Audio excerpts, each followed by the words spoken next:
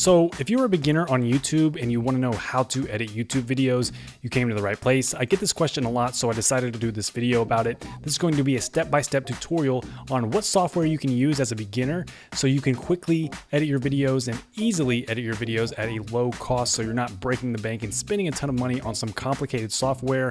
Let's get right into it. The software I'm going to show you how to use today is called Filmora. It's made by Wondershare, a company that's been making software for years. And you may have heard of Filmora if you've been on YouTube and seen their ads. It's quickly becoming one of the most popular video editing software apps for beginners on YouTube because it's easy to use and it's affordable. And I want to show you how to use it today. So click the link in the description below or on the video card on this video. It'll take you directly to Filmora's website where you can download that and install it on your computer. It works for Mac and Windows, so it doesn't matter what system you're on. It does have an option for Mac and PC. So go ahead and download it and install it on your computer. And then depending on your computer's speed and performance, it might take a few minutes to install. And once it's finished installing, click Start Now, and it will open up Filmora for the very first time. And you'll see the home screen to Filmora. First of all, you want to select 16:9 for the widescreen version. You most likely use that. You'll probably never use 4:3, so use 16:9.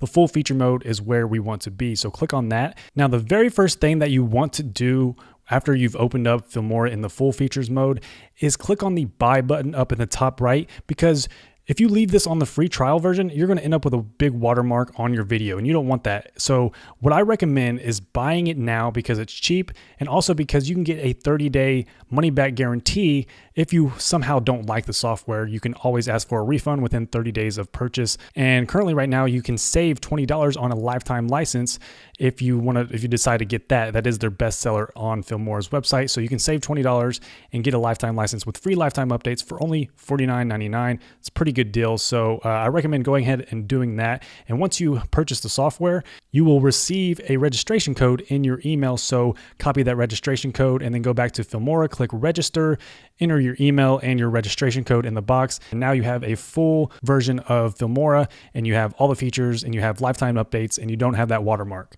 All right, now let's go ahead and get started on editing this video. The first step is you want to import your media files. So anything that you're going to add into your video, whether that's video files, picture files, music, audio files, all that stuff, this is where you'll do it. That's the first step, and it's in this window right here. So if you just click this button right here or go up here to import and you can hit import media files, it does the same thing and brings up this window where we can browse to your media files that you want to add to your project. So we're going to go to my videos folder, and that's where I have my video files saved. That's after you import them from your camera, wherever you save them at, just browse to that folder and then you can just select all these and hit open. It'll add the files to your project one by one. And then, so this is just the project files. This doesn't mean that you're going to have to use all of these files. This is just your working project library right here. So I got my video files. Now I want to add photo. I have a photo that I want to add to my project. So I'm going to go back to import, go to my pictures, and I want to add this microphone icon. Just double click on that. It does the same thing, opens it, adds it to your project. And finally, I will add my music file for my background music from my music folder. So there it is right there. I will click that, open it. And these are all my project files that I have to work with.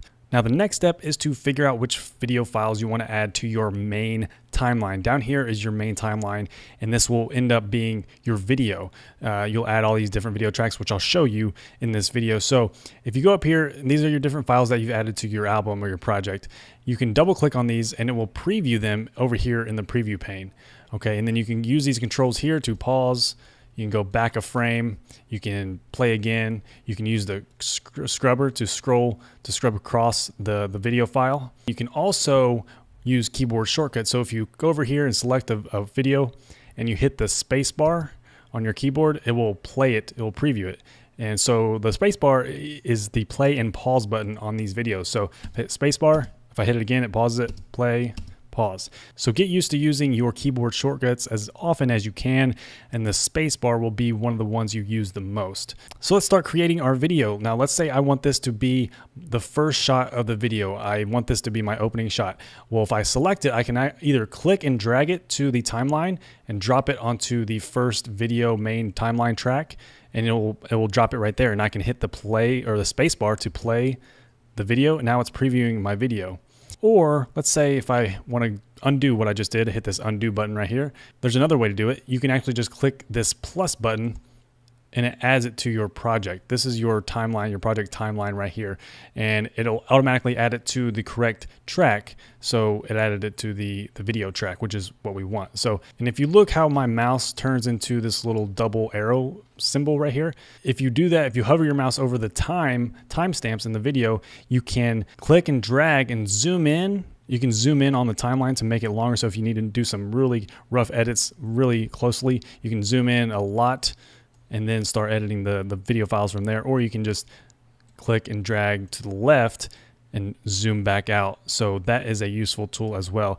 And then you also will be using the scrubber a lot. So if you hover your mouse over the scrubber, you can click and drag and that moves where your pinpoint is. So let's continue editing our video. So the scrubber is at the end of this video file. So whatever I add next will go to where that scrubber is on the timeline. So it's at the end. So this will be my next video file on my video. So I'll click the plus sign, it'll add it to my project and it added it right there where the scrubber is. Now, if I hit plus sign on this next video file, it's going to actually go in between these two files because my scrubber is still there. So I want to move my scrubber to the end and then this will be the next video file in line. I'll hit that plus sign and there it puts it right there at the end. So just make sure you are aware of where your scrubber is. So if you don't want to worry about where the scrubber is, you can always just do the click and drag method, because you can click and drag it and pretty much drop it wherever you want. I'll show you with this footage 4 file. So click, I can drag it and put it on the end, or I can put it right there in between these two files, or drag it and put it right there. And if I release, let's say if I want this to be my second file,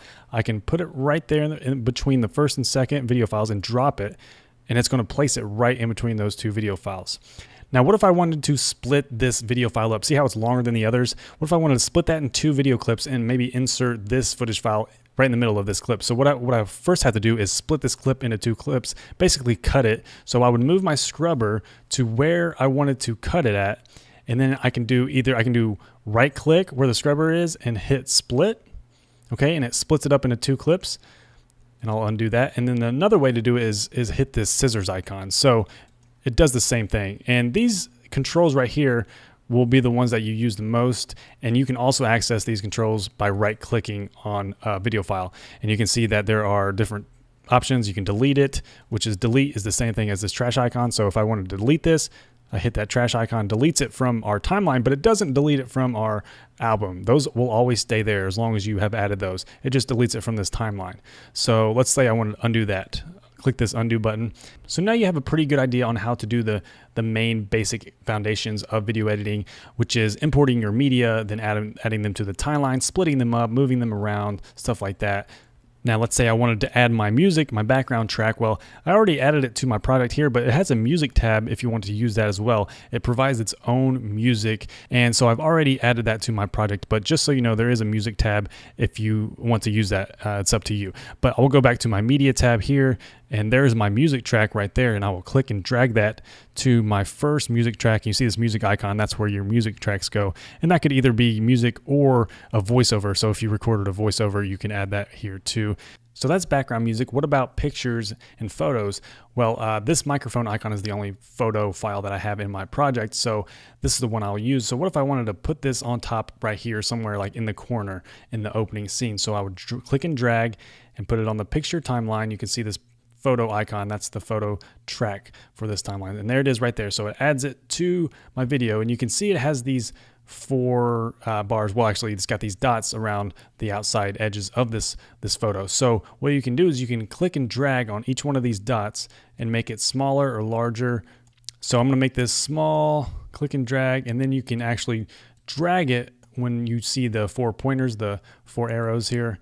You can drag it to anywhere you want on the video itself. So if I wanted to put it over here in the top left corner, there it is. And then I can actually go in here. Let's say if I wanted to stretch this out and make sure that it shows up all the way to the end of the drone, you can hover your mouse over something in the timeline.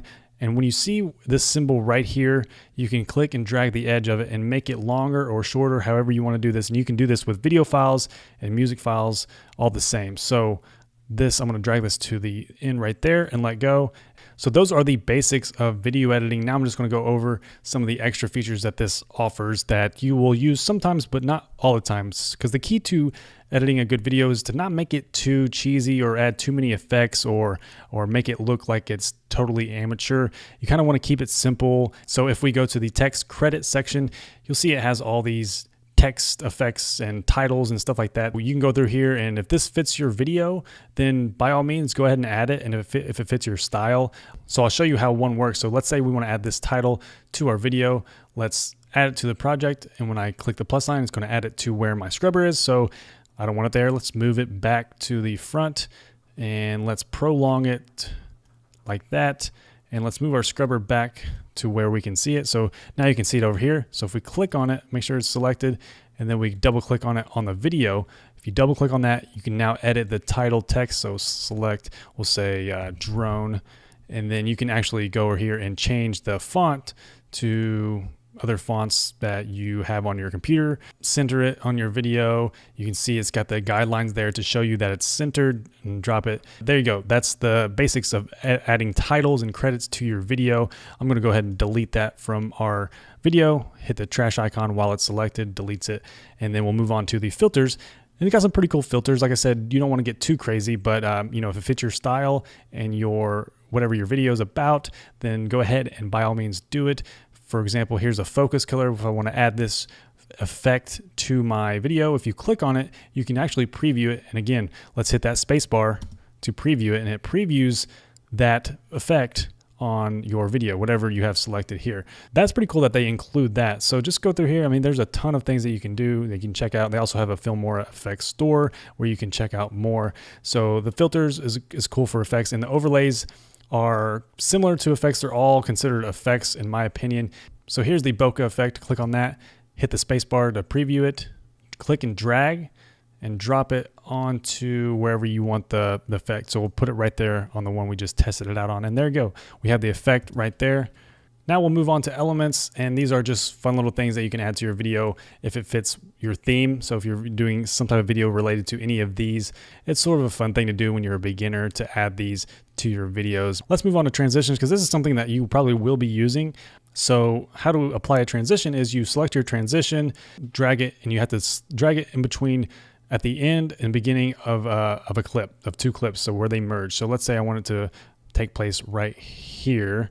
I will drag and drop it right there, and then let's preview and see what it looks like. So it really just does this dissolve effect there. So that's pretty cool. And last but not least, you have the split screen feature, which I won't be going over, but it's pretty self-explanatory. You can have a split screen in your video and feature two different video files in the same video screen. So really, that's a basic overview of all the features on Filmora. And now we'll finally get to the export, because this is an important step, and I'll show you what it looks like. So if you hit this export button right here, and here is my best recommendation for exporting your video. I always choose MP4. It's just a good compressed format that keeps most of the quality.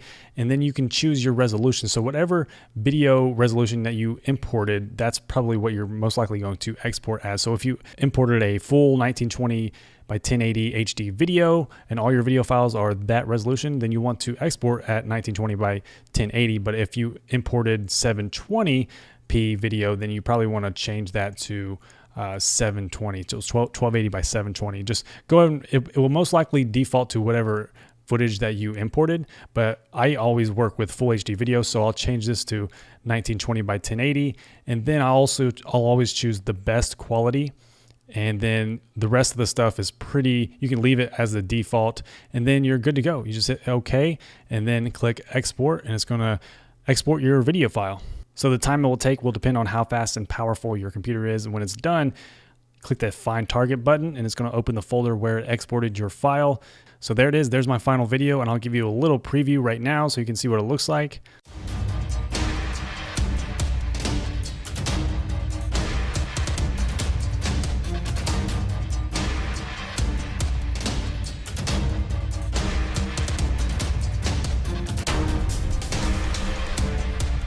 So there you go. That's how to edit YouTube videos using Filmora. It's a great option if you're a beginner on a budget. Again, the link will be in the description below if you want to check that out. Thank you for watching. My name is Andy. Make sure you hit that subscribe button if you want more YouTube related videos. Leave a comment down below. Let me know what you want to see next. Thank you again, and I will talk to you in the next video.